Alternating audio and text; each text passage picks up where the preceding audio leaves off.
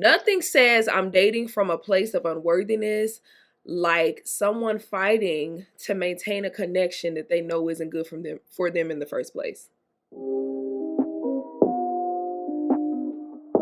Yo, party people, it's Ashley of SingleWomanChronicles.com, where being single is a beautiful choice rather than a miserable circumstance. And today I am excited about this topic because it piggybacks on last week's topic. No, it is not the same episode, even though the titles are similar, but we are dealing with something different. So last week I talked about I did everything right, but I'm still single. That was more geared towards women who felt like, I've done all the things that people say to do, but I'm still single. So, like, what does that mean? And I just, you can go listen to it. Because, y'all, honestly, I don't be remembering what I be talking about. Because folks be emailing me, messaging me like, oh, girl, I love when you say X, Y, and Z. And I'm like, I said, what? Oh, that is so wonderful because I don't remember. But today I'm actually going to be talking about I've been single for so long. Is there something wrong with me? Now, this one deals with a place where you get to a point in life where you've tried everything to get out of your single status, but you're starting to wonder, is the common denominator me? Is it me, Lord? Am I the drama? And I've been here before. I've definitely questioned that. And I just want to open up by saying, I need you to dismiss that thought from your mind. I need you to divorce that mindset. I need you to stop thinking like that because it's a very dangerous way of thinking. Because when you start to live from a place of unworthiness, because that's exactly what it is, it's a stance of inadequacy. It's a stance that says, I'm not good enough, so I need to lower something about myself, lower my standards, or I need to adjust how I'm picking. Like, no, we're not doing that.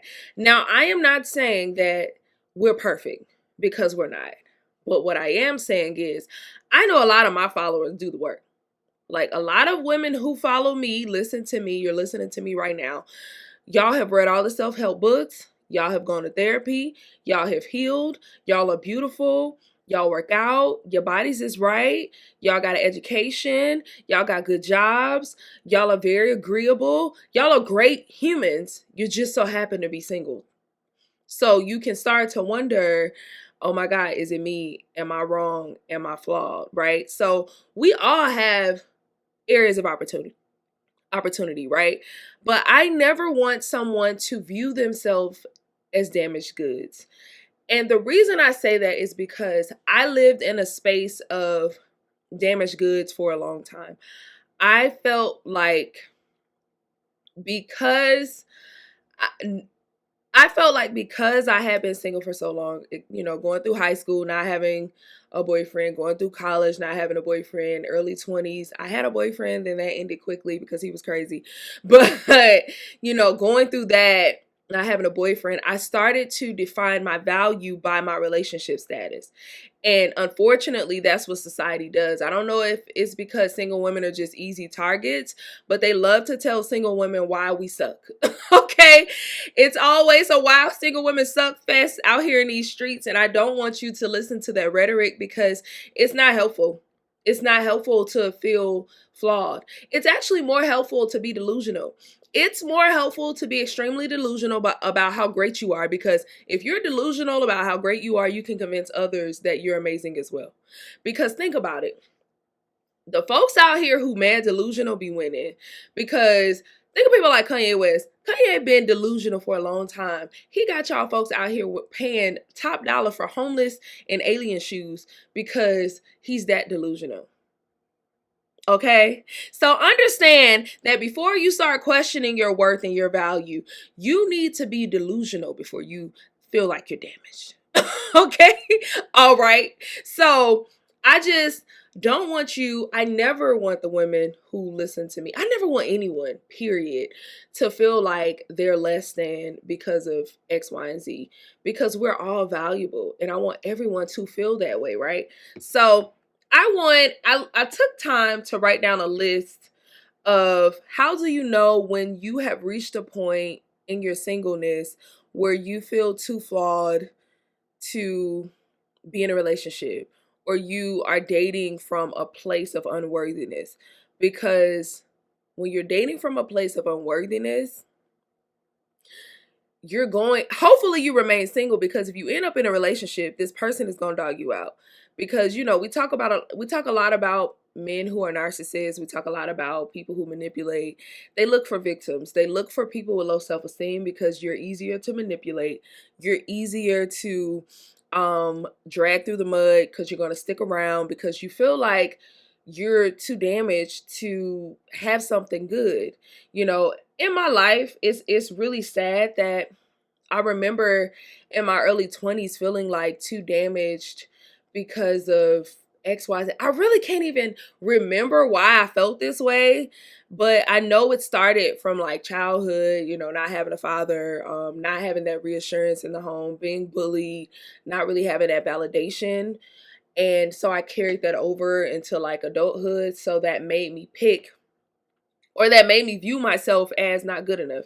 So I wouldn't, when a guy who I felt was on my level or above, which is crazy, it's, kind of, you feel a little bit unworthy when you start to say stuff like, oh, he's out of my league, oh, she's out of my, like stuff like that, you automatically know. It's like, you got to look at yourself sideways. But I would think like, this person's out of my league, and I would self-sabotage, and they would genuinely want to talk to them. And later on, like in my late 20s, early 30s, I started to talk to these people from college, and they would be like, girl, I liked you a lot, but you did X, Y, and Z, and the X, Y, and Z was me self-sabotaging because I felt too damaged to be with them. So I made a list of how to know when you are dating from an unworthy point of view, right? So number one, you yearn for attention from men, be it healthy or unhealthy. So argue with your mama, I don't really care, but I want to say this. Right now, we're in a very interesting over-sexualized culture. So when you're in this culture, we like to say things like hoes is winning. We like to say things like, oh, the girlies with BBLs get more attention, X, Y, and Z. But that's not positive attention. That's sexual attention. That's unhealthy attention. That's not the attention that you want, in my opinion. And this is coming from somebody who has had a shape since she was 16. I've been thick since I was 16. Like, I've had hips and a butt since I was 16. I've had grown men trying to come at me since I was 16. This was back before the Kardashians were hot, before Nicki Minaj was hot. So it wasn't a positive things. I was viewed as a sex symbol. Men were not trying to date me. They were trying to have sex with me because it was different. You didn't see bodies shaped like mine before the movement of BBL. So the attention I received, I hated it. Like, even to this day, like, I don't embrace being thick as much as women do nowadays, just because of the negative attention that it came with back in the day. So if you find yourself saying, oh, let me post this picture of me in a thong because I know it gets more likes, or let me post this picture of me bent over because I know it'll get more likes, it's like, it might get the likes and the attention, but it's not good attention. Why do you feel like you need to lead with your body in order to get a reaction? Do you feel like your body is the most valuable thing on you? That's not a good place. And I'm not judging you. I'm just saying you have to ask yourself that question, because why isn't your heart enough? Why isn't your face enough? Why isn't your personality enough? Why isn't your sense of humor enough? So I don't want you to be out here looking for attention, healthy or unhealthy. Mainly not unhealthy attention, but yearning for this attention. And when you get this attention, you're so like geeked about it. Like, it makes you feel better as a person. Attention from another human shouldn't put you in a better mood. Now, I get it. Like, if your crush respond to you, of course be excited about it. But what I'm saying is, like, getting attention shouldn't like make or break you. It should make or break you. Like, it's okay to be excited about it, but it should make or break you. So that may be a sign that you're probably moving from a sense of unworthiness, if you know it or not. 2, Sorry, my sinuses are sinuses. I don't even know how to say that with ing. Sinuses or sinusing. um, 2, you're a people pleaser. When you get in relationships, especially romantic relationships, you don't even look at if your needs are being met. You're literally only looking at if that man's needs are being met.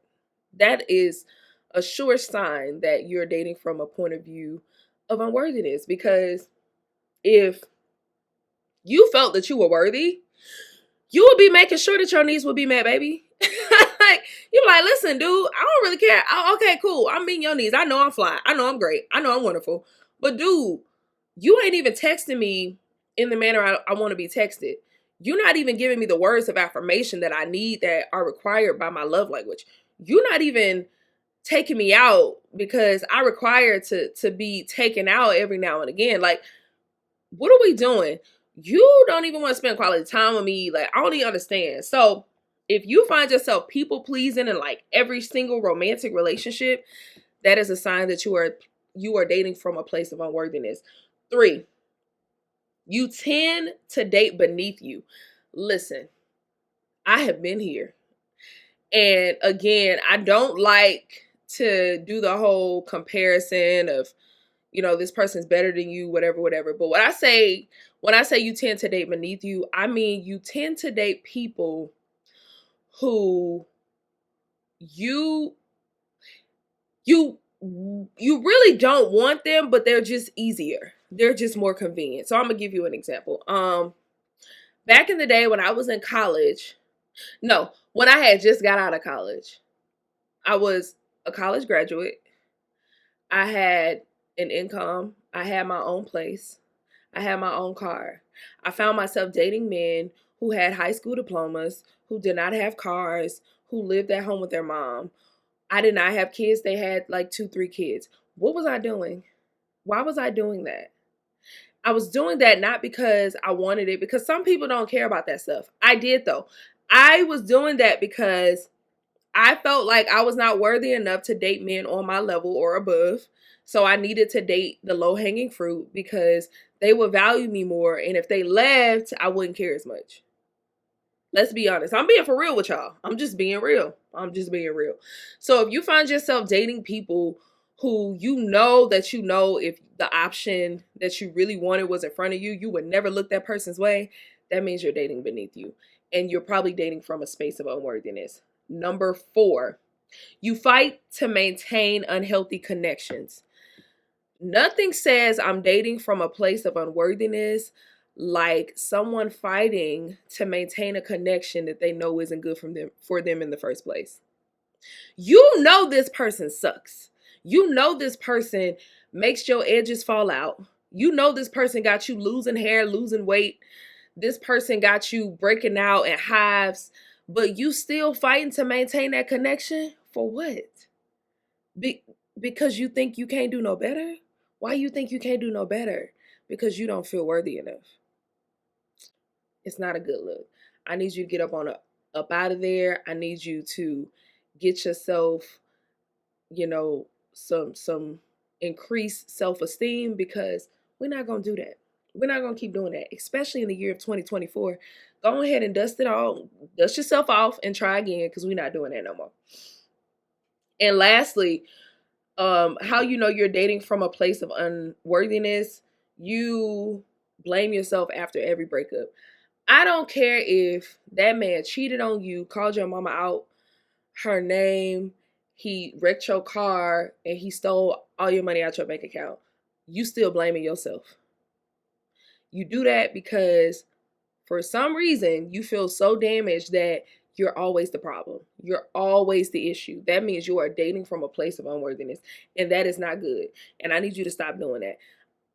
See, me, I'm the type of person, every time a relationship ends, I always look introspectively, like, what could I have done better? Is there some fault that can be taken over my side, et cetera, et cetera? Back in the day when I was dating from a place of unworthiness, it was always me 100%. Nowadays, I'd be like, that fool crazy. Ain't nothing I could have done but not date him. That was the only thing. Okay, so you definitely want to make sure that you're not always blaming yourself. So let me go down them. the list again. So how to know when you're dating from a place of unworthiness. 1, you're a people pleaser. You're always looking out for that person's needs instead of your own needs. 2, you tend to date beneath you. 3, you fight to maintain unhealthy connections even though you know they're killing you. 4, you blame yourself after every breakup. And 5, you yearn for attention from men, be it healthy or unhealthy, okay? So how do you fix it? How do you go from dating from a place of unworthiness to dating from a place of I am great, I am wonderful, I deserve everything that I want and need? How do you go to that place? The reason I'm even covering this is because I know it's some women out here who have been single for a long time, and because of the time frame they've been single, they have started to feel less valuable, started to feel like they're lacking. Speaking of, oh my God. So I was on TikTok the other day and something pissed me off. And it pissed me off because this is the rhetoric that goes around that is so damaging and it makes me so upset. And that's why I'm here. But there was this young lady, she had this live. And what's crazy is I always skip her lives. And I see why now. But something in my spirit was like, skip her live all the time. But this day I was like, let me hear what she talking about. So some girl came on and she was like, hey, I'm in my early 30s and I feel like dating is kind of hard for me because I feel like when I was in my 20s, I was in my prime, but now I'm in my 30s and I'm not in my prime no more. And I feel like all the men want the younger girls and I just feel like, I'm not good enough anymore, blah, blah, blah. Y'all know the lady agreed with her. She was like, yeah, when you were in your 20s, you were in your prime and you're not in your prime no more, but blah, blah, blah. I didn't finish because I was just appalled. I'm like, you really gonna sit on Beyonce's internet and tell this girl that she's no longer in her prime because of her age, which is a lie, because I'm about to name folks who look better than me in their later ages. Ashanti, first of all, Ashanti was always beautiful, but when Ashanti became thick Ashanti, she was fine. She was fine, okay? Mary J. Blige, when she was in her 20s, wasn't nobody looking at Mary, but now Mary is, Mary is fine. Kelly Rowland. Okay, Kelly was always beautiful, but I don't know what it is about Kelly this age. Kelly finer than a mofo. Okay, what are we talking about? Like, what are we saying right now?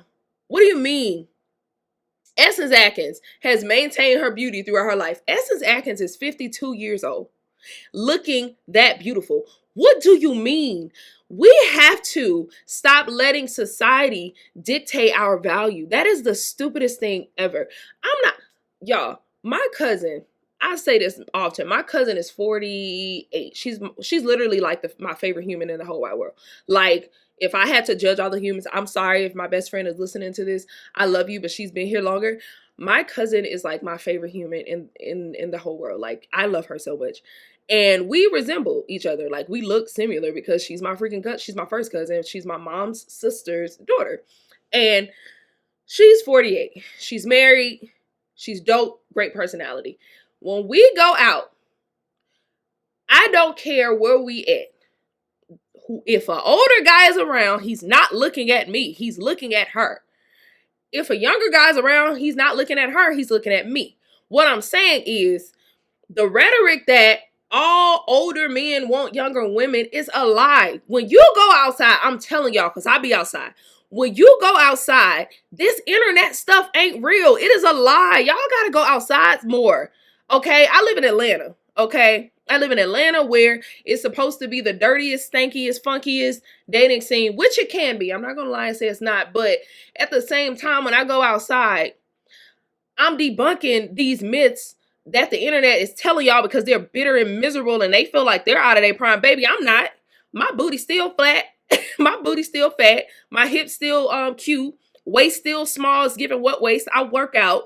Skin still look good. What is you saying? Ain't nobody out their prime. Get out of here. Like, that just really made me mad. So if anybody feeling like y'all out y'all prime, get your life. Get your life. Because a lot of times you don't even find your style, your flow, the proper hairstyle until you get older. I know for me, I'm a late bloomer. I recently just learned how to dress. Like, I recently just started wearing purses and wearing makeup right.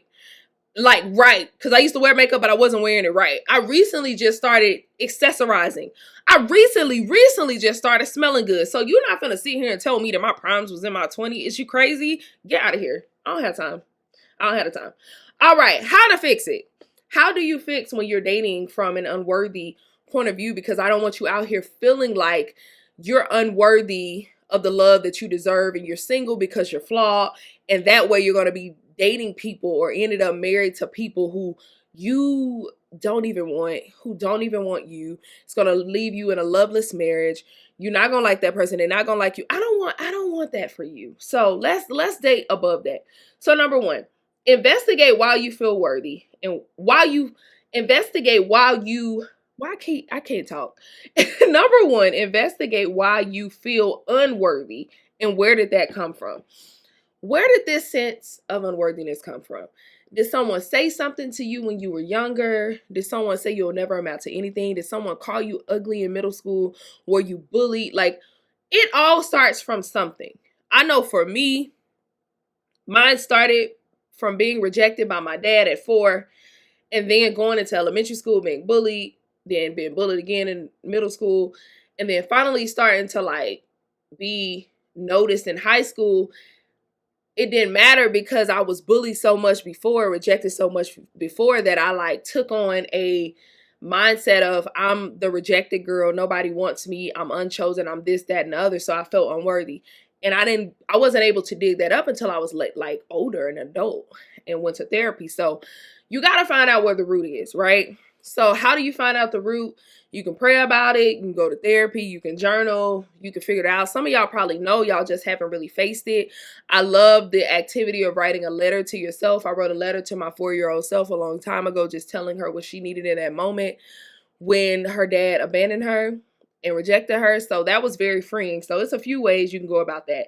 Number 2, take a break from dating to recalibrate. I used to do these things called man fast all the time where like I would take breaks from dating, and they weren't always long breaks. Some days, sometimes it was a week. Most of the time it was 30 days, but I would do that when somebody's son had me messed up, and I found myself questioning myself, and I was like, if I date from this position, then I'm not going to date in a healthy way, and I don't want to be nobody's victim or be seen as nobody's victim. I don't want no narcissist coming after me, so let me go ahead and recalibrate and just take a break. So I would always suggest just to recalibrate so you can get your mind back in order and then get back in the game, because I don't want you to keep dating from a place of unworthiness. And if you have a lot that needs to be uprooted, you might want to take longer than 30 days, but I would start at 30 days. Number 3, build discipline in other areas so it can spill over into your love life. You see, a lot of our lives are not changing, not because we don't know what to do, but because we're too lazy to do what needs to be done. Or not lazy, but we just aren't strong enough or disciplined enough to do what needs to be done. Applied knowledge is the best because that's when your life changes. It's kind of like knowing what to do to lose weight, but not actually doing what it takes to lose weight. That's not going to get you nowhere. You're still going to be fat. So you need to apply that knowledge. And the only way to apply that knowledge is to gain the discipline in order to do it. I wasn't a disciplined person. One of the best ways I became more disciplined was, of course, through celibacy. But another way I became disciplined was doing things even when I didn't feel like it. Like, my emotions don't control me. My mind does. I'm always on autopilot. I don't care what I feel like doing. I'm going to do it because my emotions don't control me. A lot of us, our emotions control us, and that's what the issue is. That's why your life isn't changing. What I mean by that is that guy calls you who you know is unhealthy. Instead of ignoring him because you feel like talking to him or you feel lonely, you're going to go ahead and answer the phone. No, we're not doing that because my emotions don't control me, baby. I control my emotions. My mind controls me. I'm not doing that. I'm too logical for that. So you have to get to a point in your life where you don't care about none of that. You really have to be above your emotions and really do what needs to be done. And the only way to do that is to become disciplined. The best way to become disciplined is to start doing stuff you do not like doing, you do not feel like doing it, and keep doing it. It's a great time to start. It's New Year. It's the new year. I know everybody about to hit the gym New Year's Eve. How about this? When you usually quit on whatever your New Year's resolutions are, if that's going to the gym, or if that's being organized, or if that's like journaling, or I don't know what your New Year's resolution is. But I say you do that past your usual quit date. So instead of for 2 weeks, you do it for 2 months. Like, keep going, because the more you keep going, the more you build a discipline muscle. And the more you build a discipline muscle in one area, the more you can be disciplined in another area. The reason I'm able to cut dudes off as quick as I am, the reason I'm able to maintain my sanity while being celibate, or maintaining my sanity while, you know, being single, and like literally I'm single. Like, I don't be dating nobody. I just to be chilling. Like, and when I say I'm not dating nobody, I mean, like, if I know that you're not for me, I will no longer continue just as something to do. Like, you're literally just cut off. You're no longer a part of my life. I'm just not doing it. I'm not wasting my time. Like, because when my husband comes, I want him to have free reign. Meaning, I want him to have to not deal with nobody. I don't want to have to heal from nobody. Nothing. I want to be ready, baby. So the reason I'm able to maintain that is because I'm very disciplined. I can starve myself out from certain things because I know I want something better in the future, right? So you have to be disciplined. So let's recap. 1, investigate why you feel unworthy and where did that come from. 2, take a break from dating to recalibrate. And 3, build discipline in other areas so it can spill over into your love life. But I'm gonna give y'all one more thing that can really help y'all really right now in this moment. Join my Embrace the Weight Challenge. Like, seriously.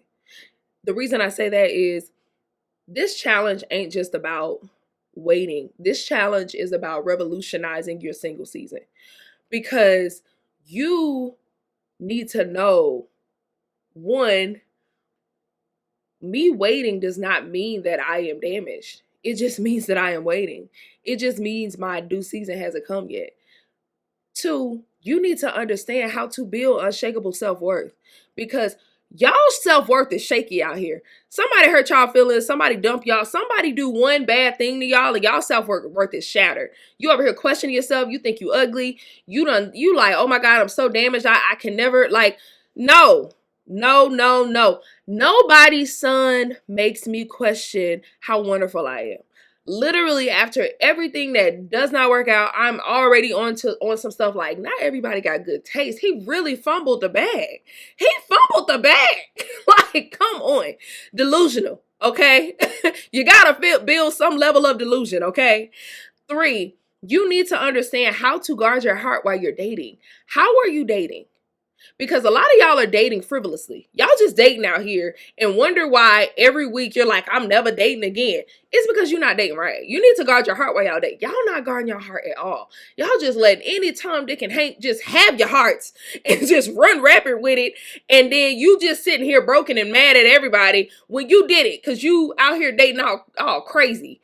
I'm teaching you how to date in a way that guards your heart. And 4, I'm teaching you how to maintain your hope even after disappointment. Disappointment is just unmet expectations. And I know all of us have had unmet expectations, especially if you thought you'd be married by 25. I don't know why that was the age that everybody thought they was going to be married. And you 36, 35, 42, and you ain't been married yet. And you out here mad at everybody. And you like, I don't want no hope. I'm done. I quit. I give up. I don't want that for you. So if you want to experience this, join my 28-day Embrace the Weight Challenge that starts on January the 8th. I still have a few more spots left for the 50% off, but once that's done, it's done. So you have to type in the code FIRST5. But once that's over, you still can get 20% off with Early Bird as the promo code. Now, I will put this down in the link in my bio, but I want y'all to get this Embrace the Weight Challenge because I want y'all, in 28 days, I'm going to revolutionize it. I'm going to streamline it straight to what y'all need to do. Because everything I named, yeah, you can do it alone. You can do it by yourself. But with this 28-day challenge, every single day, you're going to have these really powerful journal entries that's going to show you how to do it.